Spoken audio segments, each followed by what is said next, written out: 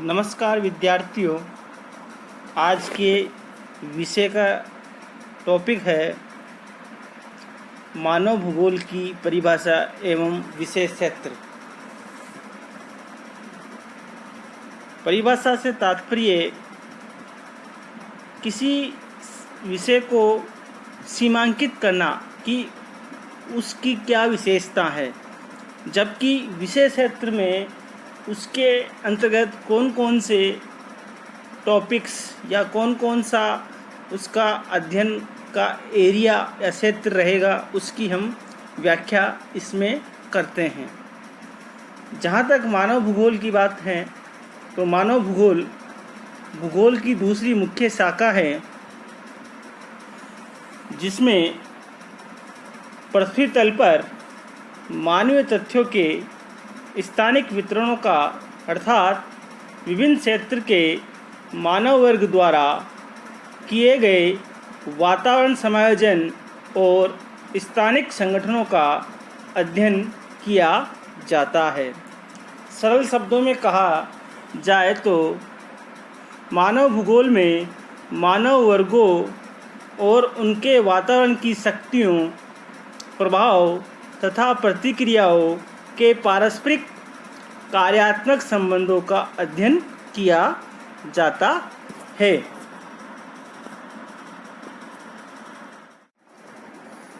मानव भूगोल की परिभाषा। सर्वप्रथम चार्ल्स डार्विन की पुस्तक ओरिजिन ऑफ स्पीशीज से मानव भूगोल के विकास की प्रेरणा मिली। बक्कल की पुस्तक history of civilisation of England से इस पुस्तक को समर्थन मिला। H. बेरोज ने इसी आधार पर मानव पारिस्थितिकी शब्द का उपयोग किया, जिनमें ये बताया कि पौधे पशुओं की तरह मानव को भी अपने भौतिक पर्यावरण में संघर्ष करना पड़ता है, अर्थात मानव व उसके पर्यावरण के जैविक व अजैविक तत्वों की अंतःक्रियाओं में पारस्परिक संबंध होता है।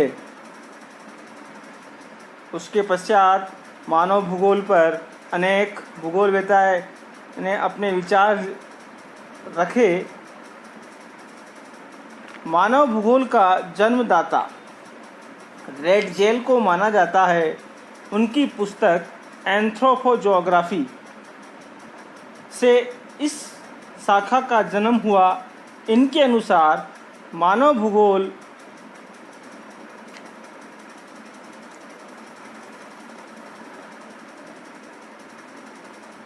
की परिभाषा यह है: मानव भूगोल के दृश्य सर्वत्र वातावरण से संबंधित रहते हैं तथा वातावरण स्वयं भौतिक दशाओं का योग होता है। विडाल डी लाब्लास ने मानव भूगोल को इस प्रकार परिभाषित किया, इन्वर्टेड कोमा, मानव भूगोल पृथ्वी और मानव के पारस्परिक संबंधों का एक नया विचार देता है तथा इसमें पृथ्वी को नियंत्रित करने वाले भौतिक नियमों तथा पृथ्वी पर निवास करने वाले जीवों के पारस्परिक संबंधों का ज्ञान समाविष्ट होता है। हटिंगटन ने अपनी पुस्तक मानव भूगोल में यह परिभाषा दी कि मानव भूगोल में भौगोलिक वातावरण तथा मानवीय क्रियाओं और गुणों के पारस्परिक संबंधों के वितरण और स्वरूप का अध्ययन होता है। इस तरह विभिन्न विद्वानों द्वारा दी गई परिभाषा से ये निष्कर्ष निकलता है: मानव भूगोल वह विषय है जिसमें पृथ्वी तल के विभिन्न प्रदेशों में मानव समूह और प्राकृतिक तथा सांस्कृतिक वातावरण की शक्तियों प्रभाव के पारस्परिक संबंधों का अध्ययन किया जाता है।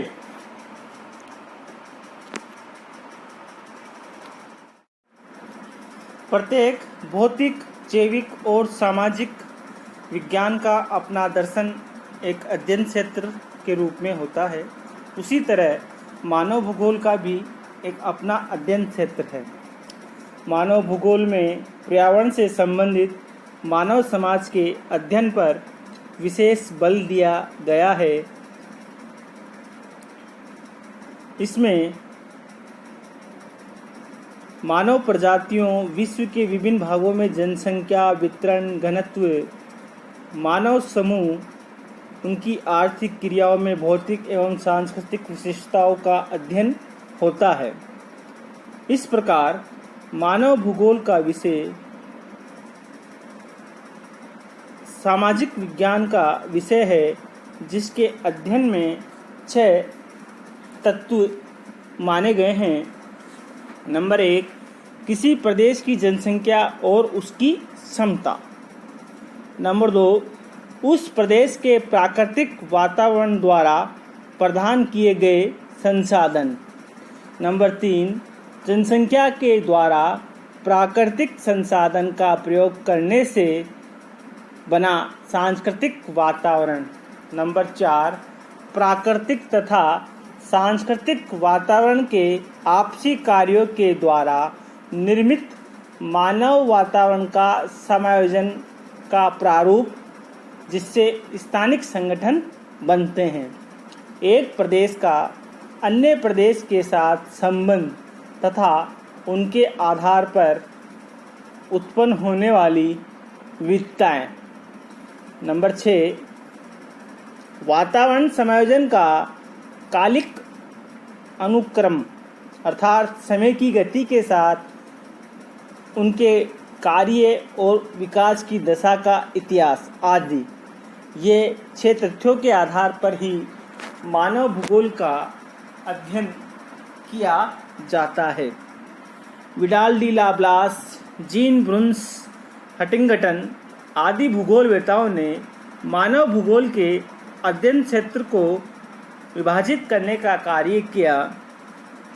विडाल डी लाप्लास ने मानव भूगोल के अध्ययन क्षेत्र को 3 वर्गों में रखा।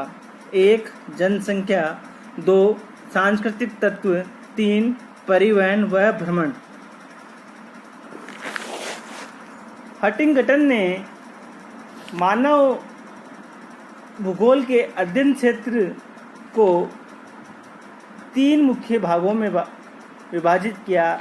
नंबर 1, पृथ्वी की भौतिक दशाएं, जैसे ग्लोब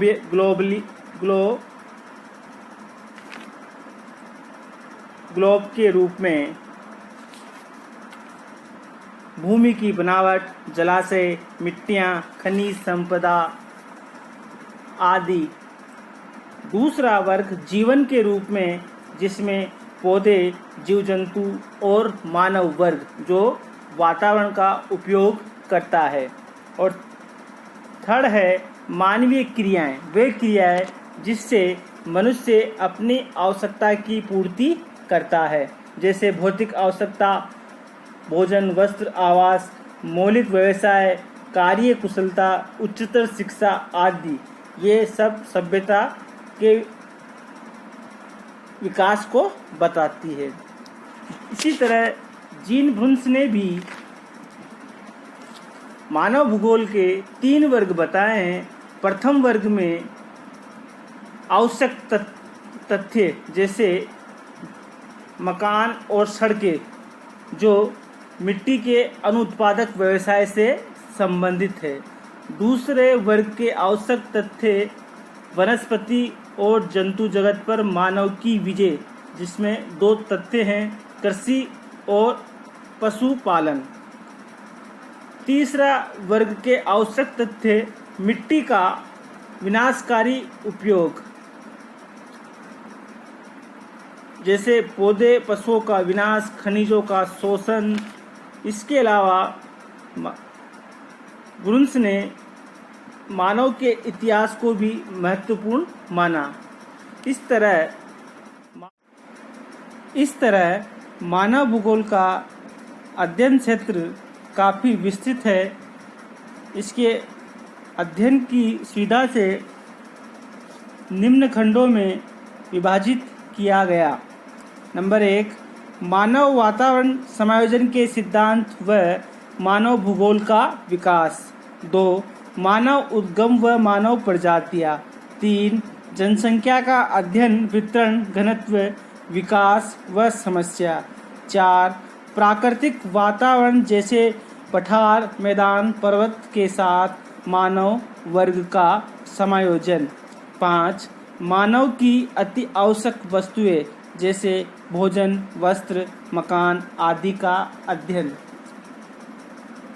6, मानव बस्तियां जैसे मार्ग, ग्रामीण नगरीय बस्तियां। 7, मानव की आर्थिक क्रियाएं। 8, सामाजिक सांस्कृतिक संगठन तथा विभिन्न क्षेत्रों में जीवन यापन के ढंग।